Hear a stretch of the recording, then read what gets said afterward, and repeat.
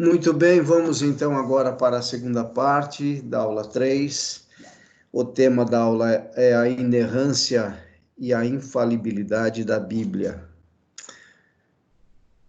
Nós falamos então, na parte 1, a questão a, a questão de alguns comentários que nós sempre vamos ver, porque a tendência do ser humano é tentar anular e descredibilizar a palavra de Deus. Então, veja só, da mesma forma que Deus moveu homens para escrever os textos bíblicos, então, depois dos textos escritos, houve a necessidade de estudos continuados, e eu posso dizer, então, que Deus levantou grandes teólogos para estudar essa disciplina aqui chamada crítica textual, que é uma disciplina da teologia. E através da crítica textual, nós vamos ver que os textos que nós temos nas nossas versões, apesar de haver sempre um problema ou outro, mas nós podemos, por causa da crítica textual, confiar nos nossos textos. É claro que algumas versões são mais fiéis do que outras, porém, nós temos bons textos, boas versões da Bíblia nos dias de hoje. E a crítica textual nos ajudou muito para chegarmos nos textos que nós temos hoje.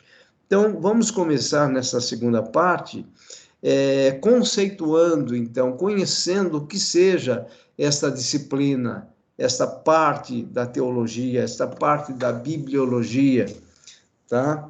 Crítica textual, também chamada de equidótica, né? Essa palavra equidótica do grego é ekdotos, que significa edito, ok? Então, crítica textual é a arte cuja finalidade é a de aproximar o texto tanto quanto possível da sua forma originária, isto é, da forma pretendida pelo autor. Então, aí, por essa definição, você já vai perceber a importância da crítica textual. É exatamente essa disciplina extremamente trabalhosa, ela exige muito do crítico textual, é alguém que vai se tornar um erudito, é alguém que gosta muito de estudar, de pesquisar, de comparar, é alguém que vai precisar de muita paciência para fazer um excelente trabalho. Então, o crítico textual, ele merece todo o nosso respeito e nossa consideração, porque é um profissional que está sendo usado por Deus, os críticos que são crentes fiéis, porque existem outros que fazem a crítica textual para combater a veracidade da Bíblia. Eu estou falando daqueles teólogos sérios, como foram aqueles teólogos ali no primeiro século, né? Os pais da igreja que fizeram um trabalho excelente de estudo da palavra para chegar no cânon do Novo e também do Antigo Testamento. Então, a crítica textual é considerada como uma arte, não é? Mas ela é, na verdade, uma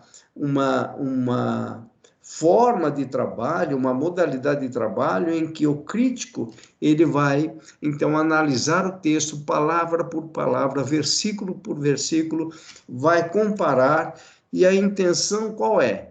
Aproximar o texto o mais próximo possível daquele texto original que foi escrito pelo autor bíblico. Tá? Essa é a ideia da crítica textual.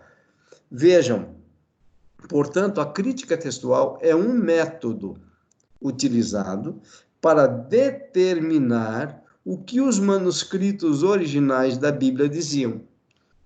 Sendo assim, a crítica textual é o estudo desses manuscritos com o objetivo de determinar a real leitura original dos textos bíblicos. Então, vejam o que nós temos aí nessa disciplina chamada crítica textual. Ela se torna um método, ela é uma arte, mas é também um método, ou um método utilizado para determinar o que os manuscritos originais da Bíblia diziam. Logo, a crítica textual vem nos proteger. A crítica textual vem trazer a nós segurança a respeito de uma versão bíblica. Então, nós temos as diversas versões, realmente, nós não temos uma única versão, mas nós temos várias versões. Eu citei alguma aqui para vocês, né? Posso citar novamente: Almeida Revista Atualizada, Almeida Revista Corrigida, Almeida Revista Fiel, a Vulgata Latina é uma versão, a Ave Maria da Igreja Católica é outra versão, enfim, temos uma infinidade. Tem a King James, que é uma versão americana, nós já temos também em português, a nova versão internacional, ou seja, temos inúmeras versões e traduções da Bíblia. Mas o que a crítica textual vai fazer é pegar o texto original de um manuscrito e verificar, comparar com os outros textos para chegar mais próximo possível do texto original. Porque, repito, o texto original não existe mais. O ideal, vamos pegar novamente o exemplo da certidão de nascimento. Eu tenho a minha certidão de nascimento original, está toda amarelada. Afinal de contas, em dezembro de 2020 agora, eu completo 60 anos. Eu sei que não parece, né? Vocês estão me vendo aí, olha só, ó, né? Todo lisinho. Alguém vai dizer: não, pastor Celso tem no máximo 35, 40 anos, mas meus cabelos estão brancos, vejam só. Eu vou para 60 anos, então imagine como está. Eu deveria até ter trazido aqui a minha certidão de nascimento original, que está toda amarelada. Então, veja só, para preservar, eu já retirei uma segunda via, tá? Então, o que acontece? Nós temos que fazer cópias. Repito, o ideal seria que nós tivéssemos o texto original para poder comparar com os manuscritos, mas nós não temos o texto original. É como se eu tivesse perdido, ou a minha certidão de nascimento original tivesse se derretido, sendo eliminada pela própria natureza com o tempo, tal. Então, eu não tenho mais, por exemplo, a minha certidão de nascimento original, então eu vou escrever outros textos, tá? De repente, uma palavra que estava no original, eu usei uma outra palavra. Isso acontece muito nos manuscritos, vocês vão ver isso. Entretanto, a crítica textual, volto a dizer, ela vai nos proteger para dizer: olha, esta palavra que está aqui no Evangelho de João, capítulo tal, versículo tal, é exatamente ou muito próxima da palavra que o autor, lá no texto original, quis dizer. Então, a crítica textual é esse método que vai ser utilizado, que está sendo utilizado. A crítica textual, ela é continuada. O crítico textual, ele sempre vai estar trabalhando, porque a partir do momento que se descobrem novos manuscritos, não é? Vocês vão ver a quantidade absurda de manuscritos que nós temos. Então, e outros estão sendo descobertos. Então, quem vai correr ali, pegar aquele manuscrito e ver as palavras, os versículos, as palavras, né? Porque no manuscrito você não tem versículo, você tem as palavras, você tem o texto. E ele vai, então, comparar com os demais, e às vezes vai encontrar uma palavrinha diferenciada, e ali entra o trabalho da crítica textual. Ok? Então, é um método utilizado para determinar o que os manuscritos originais da Bíblia diziam. Sendo assim, a crítica textual é o estudo desses manuscritos. Então, vamos ver como a crítica textual vai nos ajudar para nos dar argumentos de fé, para nos dar certeza ou próximos da certeza de que podemos realmente confiar nos textos que nós temos atualmente. Muito bem. Dentro da crítica textual, cada modificaçãozinha que houver no texto, então imagine uma cópia A e uma cópia B. Na cópia A palavra por exemplo, vamos imaginar alface. E na cópia B a palavra não é alface, mas é verdura. Então, qual é a palavra que está mais próxima de ser a palavra que o autor do texto lá, o autor do texto bíblico quis dizer? Se é alface ou verdura. Então, são coisas assim que vão aparecer na Bíblia, que é chamado, então, de variante textual. Então, variante textual é em qualquer lugar entre os manuscritos em que ocorre variação de palavras. Então, no manuscrito pode aparecer uma palavra, no outro outra palavra, e assim haver uma variação, uma variante. Por isso, variante textual, variação de palavras, incluindo a ordem. Então, às vezes, envolve a questão da ordem, a omissão, às vezes falta uma palavra, ok? Porque o copista é um ser humano, como qualquer um de nós, apesar de que o homem que foi movido por Deus, vamos pegar o apóstolo Paulo, por exemplo, também é um ser humano, mas ele foi movido, então aquilo que ele escreveu no texto original é o que foi inspirado por Deus. Agora veja, aquilo que foi copiado pelo copista, o copista, durante a cópia dele, ele pode ter dado uma cochilada, em vez de aparecer uma letra, ele alterou por outra, e aí vai ter uma outra palavra.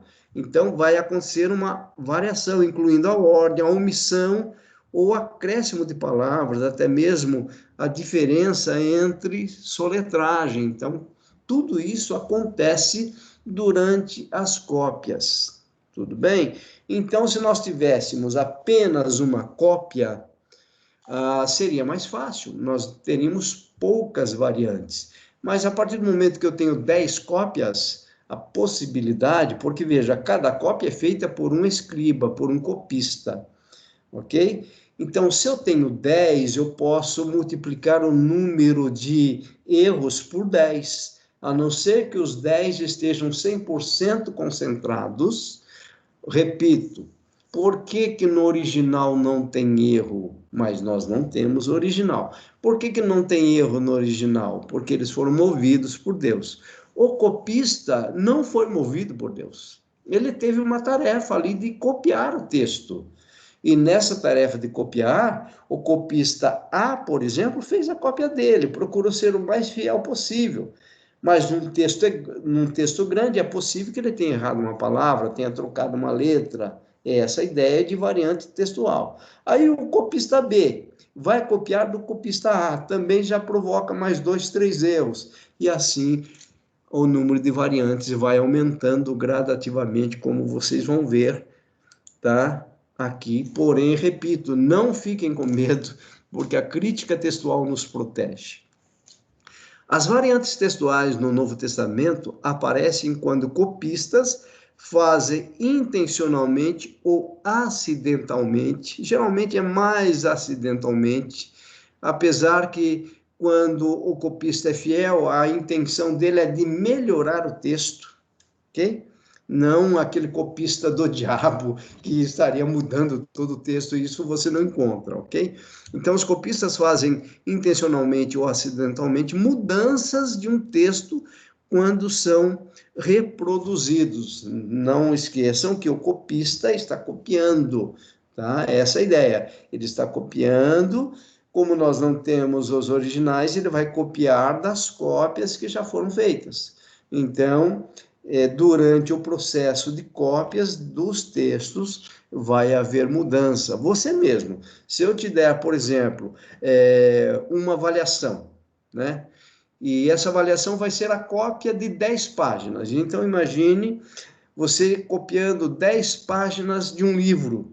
Ou você copiando, por exemplo, os 10 primeiros salmos, do Salmo 1 ao Salmo 10. Tá? Eu vou dar essa tarefa, por exemplo, para todos vocês, vamos supor. Não, vamos pegar o Salmo 119, que tem 176, eu acho, o versículo, né? Então, se eu te der o Salmo 119 para você copiar, o texto da Almeida Revista Atualizada, todos vocês, tá? Vamos imaginar que nós temos na sala 22 alunos, nós vamos ter 22 cópias do Salmo 119. E aí eu vou comparar essas 22 cópias. Vocês copiaram da Almeida Revista Atualizada. Então, a cópia de 1, de 2, de 3, de 22. Se eu comparar, é possível que um de vocês, no momento que estava copiando lá, a esposa chegou, conversou, e em vez de você colocar a palavra A, você colocou uma outra palavra, ou a letra, né? Ou uma palavra você mudou. Então, se eu verificar, é possível que em 22 cópias eu tenha 22, 30, 40, 50 variações. Dá para entender? E isso aconteceu, então, com as cópias. Agora, imagine se eu tivesse 100 alunos fazendo cópias. O que aconteceria? Vamos multiplicar 100 por 2. Nós teríamos, por exemplo, 200 variações. Se eu tiver 1000 alunos fazendo a cópia do texto do Salmo 119, vamos imaginar duas. Se for um errinho em cada cópia, seriam 1000 variações. Dá para entender isso? Agora imagine essas cópias da Bíblia, né? Vocês vão ver quantas cópias nós temos aproximadamente atualmente, quantos manuscritos. Exemplo de variante textual. Veja aí esse exemplo interessante. Olha só. No Evangelho de João, capítulo 4, versículo 1. Eu tenho aqui em cima o texto em grego. Esse texto é do Nestle Aland 27ª edição, tá? Esse Nestle Aland aqui, na verdade, é um dos textos mais fiéis possíveis no texto grego. Então, ele vai escrever o seguinte, a questão daquilo que foi traduzido aqui na Almeida Revista Atualizada. Vamos ler a revisão, ou melhor, a versão, né, na Almeida Revista Atualizada desse texto. Tá? Você tem aqui, quando, pois, o Senhor veio a saber que os fariseus tinham ouvido dizer que ele, Jesus, fazia e batizava mais discípulos que João, tá? Então, se eu pegar esse versículo de João 4:1 e comparar com o texto grego, no grego vai aparecer a palavra Jesus, ok? Aqui foi traduzido como Senhor. Então, o que acontece? Por que aqui apareceu Senhor? Porque a Almeida Revista Atualizada fez a tradução usando praticamente outro texto. Tá? Então, veja, a palavra aqui é Jesus. Existe um outro texto em que a palavra, no lugar de Jesus, que é Jesus, tem a palavra Kyrios, que significa Senhor. Então, a versão Almeida Revista Atualizada não usou Jesus, não usou a palavra Jesus, usou a palavra Kyrios, então, o Senhor, ou seja, Kyrios é Senhor. Tá? Quando, pois, o Senhor veio a saber. Porém, aqui, nesta última palavra, aqui vamos pegar a setinha 2, nós falamos da setinha 1, Jesus apontando para Senhor, né? Então, ele está dizendo que Jesus é Senhor, mas, na verdade, se tivesse feito a tradução, repito, com base no texto que usa a palavra Kyrios, aí, com certeza, né? Ou seja, então, aí sim, ele com certeza utilizou um texto em que a palavra aqui não é Jesus, é Senhor. tá? Agora aqui na chavinha 2, vamos pegar a chavinha 2, que tem Jesus também, ok? E foi traduzido por Jesus. Ok, correto, porque Jesus é Jesus no grego. Então, nós temos a cópia, não é, de Jesus por Jesus. Então, isso é um exemplo de que pode acontecer.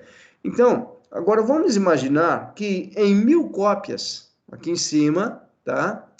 Onde tem o retângulo azul, em 1000 manuscritos, MS, então, abreviatura de manuscritos, em 1000 manuscritos, considera-se apenas uma variante textual, VT aqui, variante textual.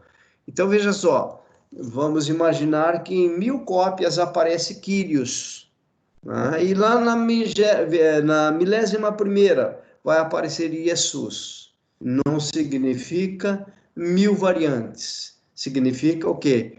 Uma variante. Deu para entender isso? Eu tenho 1000 cópias, todas elas aparecem Kyrios.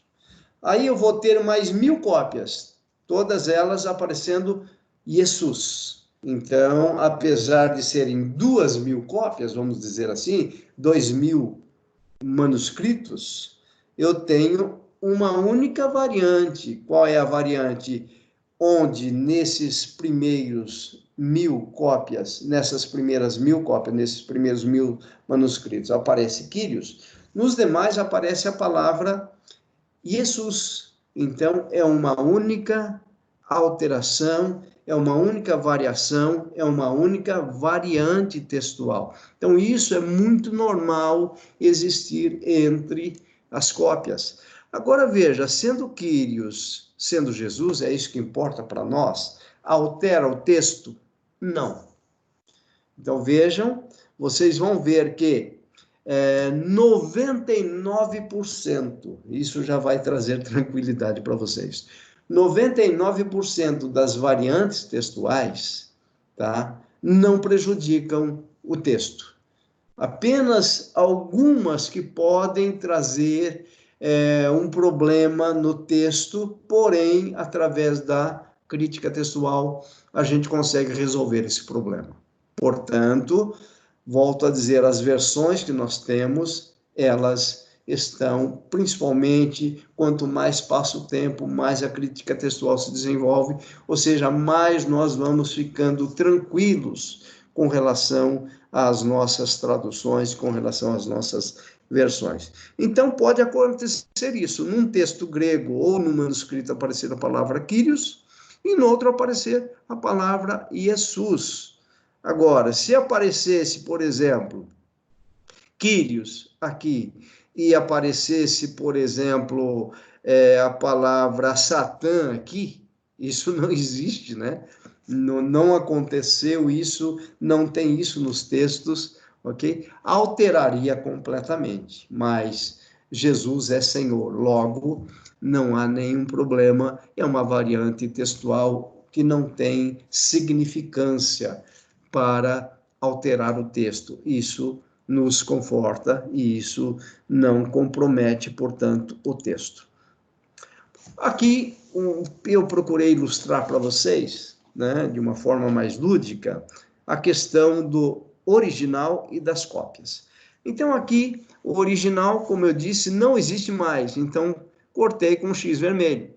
Então, vamos sair em 2020, percorrendo toda a Palestina, percorrendo o norte da África, o Egito, tentando buscar uma cópia original. Nós não vamos encontrar. Ou a possibilidade de encontrar é mínima. Por quê? Nós já temos 2000 anos de história, ok? Vejam, quase 2000 anos da escrita do Novo Testamento. Estamos falando do Novo Testamento. Nós temos quase 2000 anos da escrita do Novo Testamento e até hoje, até 2020, nós não encontramos, ou os grandes estudiosos não encontraram nenhum texto original. O que foi encontrado e o que tem sido encontrado ainda através da arqueologia, através das pesquisas, as cópias, que são o quê? Manuscritos. Então, vamos imaginar aqui que eu tenha, eu não tenho o original, mas eu tenho, por exemplo, um manuscrito. Tá? O manuscrito, na verdade, quanto mais próximo, vamos dizer o seguinte, os textos originais, eles datam do ano 50 ao ano 90 depois de Cristo. Então, estão, portanto, no primeiro século. Então, os textos originais estão no primeiro século. A maioria dos textos, provavelmente, foram escritos antes do ano 70.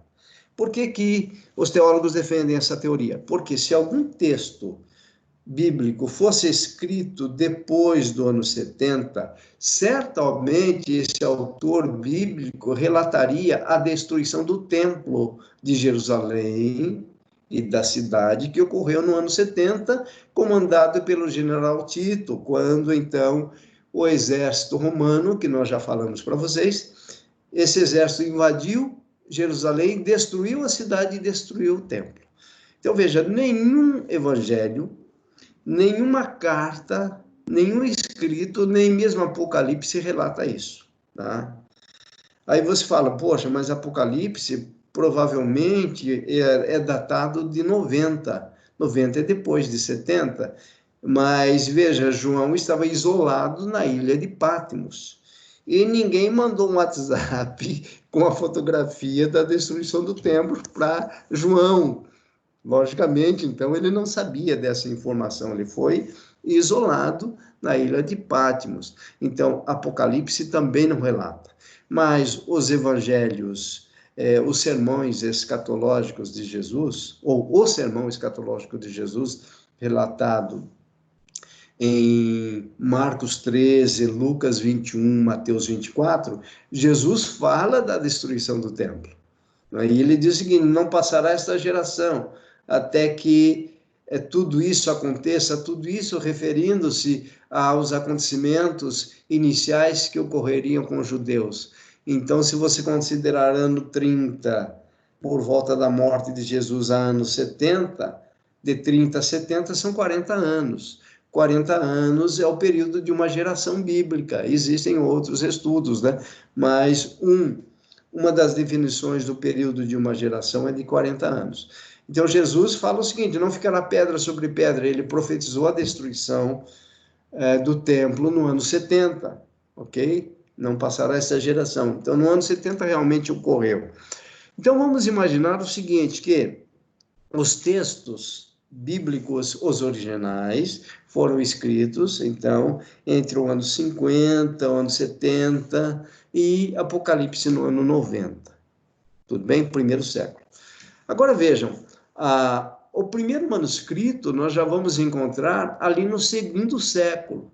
Então, o primeiro manuscrito de alguns textos, quando eu falo primeiro manuscrito, entendam também, eu não estou falando a cópia dos 27 livros. Às vezes, o manuscrito é um trecho do Evangelho de João, é um pedaço, é uma folhinha. Isso é considerado um manuscrito, ok? Às vezes é um livro, às vezes é um conjunto de livros, são manuscritos. Então, os primeiros datam ali do segundo século. Então, o manuscrito do segundo século, que está grudado no primeiro século, provavelmente é mais fiel do que o manuscrito do século XIII, do século XIV, ok? Então, tudo isso a crítica textual vai estudar. Então, imagine aqui o manuscrito 1, manuscrito 2, e o tempo vai passando. Manuscrito 3, manuscrito 4, manuscrito 5, 6. Muito bem. E hoje nós já temos o que? Mais de 5.000 manuscritos, para vocês terem uma ideia. Ok? A crítica textual vai fazer o quê? Pegar um manuscrito do século XIV, comparar com o manuscrito do século II, do século III. É isso que a crítica textual vai fazer. Ela não tem como pegar um manuscrito do século XV e comparar com o texto original, porque, eu repito, o texto original não existe mais. Se nós tivéssemos o texto original, estaria tudo resolvido e talvez o crítico textual não tivesse tanto trabalho assim. Mas, na verdade, o que nós temos são cópias.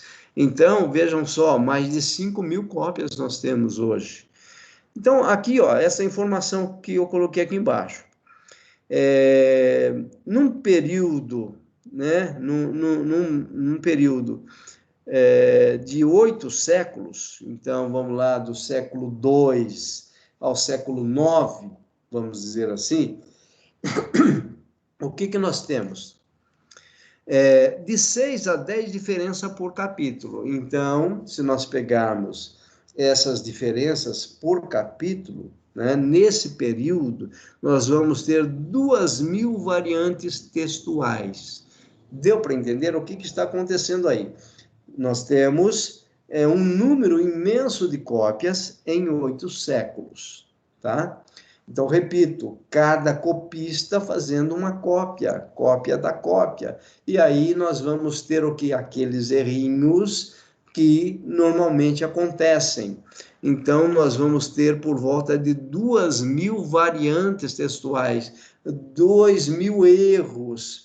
Então, cada erro, cada diferença, não é? Varia de 6 a 10 por capítulo. Olha só, aí você fala 2.000 variantes textuais, mas é muita coisa. Por que que é muito? Porque o número de variantes é diretamente proporcional ao número de cópias. Repito, se eu tenho 10 alunos copiando o Salmo 119, eu posso ter, por exemplo, 10 erros ou 10 variantes. Mas se eu tiver 20, eu vou aumentando o número de variantes. Se eu tiver 1.000, eu vou ter mais variantes. Se eu tiver 2.000 cópias, eu vou ter o quê? Praticamente 2.000 ou até mais do que 2.000 variantes. Dá para entender esse raciocínio? Então, o número de variantes textuais não devem nos assustar. Não devem nos assustar. Porque isso vai demonstrar o seguinte, que nós temos muitas cópias. E o fato de termos muitas cópias dos escritos do Novo Testamento nos dá segurança. Significa dizer o seguinte, que Deus, na sua graça, na sua misericórdia, preservou os textos até nós, apesar da falha dos escribas. Esses escribas foram homens, foram teólogos importantes para copiarem os textos ao ponto dos textos terem sido preservados já por mais de 20 séculos. Isso é bênção de Deus. Outra informação, nós vamos mostrar isso num gráfico aqui, o número de cópias, o número de manuscritos do Novo Testamento comparado com o número de cópias dos autores clássicos romanos, por exemplo, de grandes filósofos, de grandes historiadores, é absurdamente maior. O que eu estou querendo dizer com isso? Vamos pegar Flávio Joséfo, que foi um historiador judeu. Flávio Joséfo, ele nasceu por volta do ano 35, 36, precisa pesquisar melhor. Você que gosta de pesquisar, já abra aí o Google e coloca lá Nascimento de Flávio Joséfo. Pode escrever assim, já vai aparecer lá na Wikipedia o nascimento e a morte dele, tá? Mas eu acho que é por volta de 35, 36. Muito bem, esse homem foi um grande escritor e ele tem a obra chamada, uma das obras dele, Guerra dos Judeus, História dos Judeus, alguma coisa assim. Essas obras do Flávio Joséfo, elas foram escritas, portanto, no primeiro século, e a primeira cópia dessa obra foi feita 800 anos depois. Olha só, para vocês terem uma ideia. A primeira cópia do manuscrito do Novo Testamento foi feita no segundo século. E a de Flávio Joséfo somente 800 anos depois, ou seja, no século sétimo, no século nono. Então, o que, que acontece? As pessoas, quando leem o texto do Flávio Josefo, é isso que eu estou querendo mostrar para vocês, elas leem o texto, a história dos judeus, Guerra dos Judeus, não me lembro bem o nome da obra, e elas não duvidam de que aqueles escritos foram realmente de Flávio Josefo. Ninguém vai questionar isso, tá? Elas entendem que Flávio Josefo realmente escreveu aquilo. Agora, os escritos dos evangelhos, as pessoas vão discutir e vão criar polêmica. Por quê? Porque a Bíblia é inspirada por Deus, os textos são inspirados por Deus, apesar dessas cópias terem essas nuances de diferenças, chamadas de variantes textuais, elas querem corromper a verdade bíblica. Mas nos textos históricos, que não têm tantas cópias assim, as pessoas não desconfiam. Muito bem, deixa eu ver aqui a questão, então, dos manuscritos do Novo Testamento. Vejam só, em grego, nós temos, isso aí era por volta de 2015, ok? Esses dados são dados do Daniel Wallace, como eu já citei para vocês, eu vou falar um pouquinho mais dele na próxima aula. É um grande crítico textual americano, um grande teólogo que está vivo ainda e continua fazendo um excelente trabalho. Ele tem uma organização para exatamente fazer esse trabalho de crítica textual. E segundo ele, em 2015, tá? Até 2015, nós tínhamos 5.849 cópias ou manuscritos grego, no grego, só na língua grega, quase 6.000 manuscritos. Imagina você empilhando esses 6.000 manuscritos. Que altura chegaríamos, ok? Agora, em latim, veja, são aproximadamente 10.000 manuscritos escritos em latim, ou seja, praticamente o dobro dos manuscritos em grego. O que isso demonstra? Que nós temos material de forma abundante. Nós não temos essa quantidade de cópias dos historiadores, dos filósofos, dos grandes clássicos do grego. Nós não temos, tá? Temos muito pouco, se você for pesquisar. Agora, veja, isso aqui nos dá credibilidade. Entretanto, repito, quanto mais cópias, mais possibilidades de pequenos erros. Entretanto, esses pequenos erros, como aquela questão de Quírios e Jesus, não vão comprometer o texto. Essas informações que eu estou passando para você, nós temos que ter, porque quando chega alguém e fala, eu não posso confiar na Bíblia, porque a Bíblia tem mais de 400.000 variantes textuais, por isso eu não posso crer. Você precisa ter essas informações para dizer, olha, senta aqui, dessas 400.000 variantes,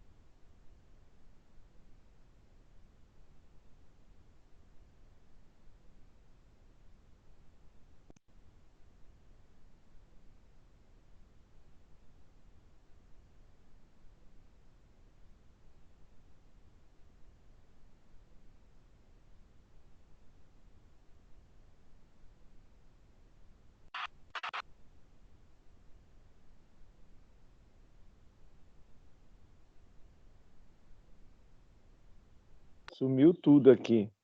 Não estou ouvindo e nem vendo. Aqui também, acho que a internet do pastor caiu. Tô tentando ligar para ele. Aqui também.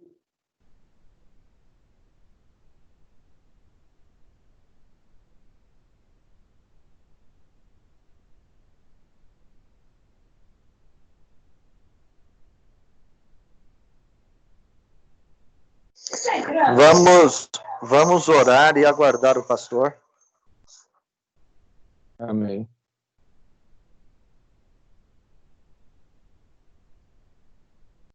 Amém.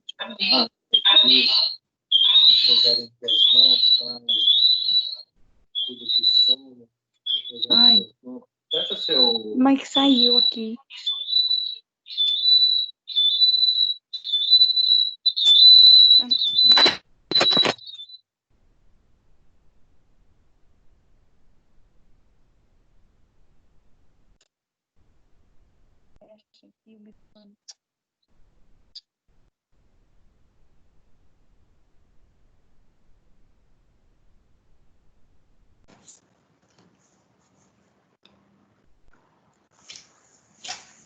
Oi, Felipe.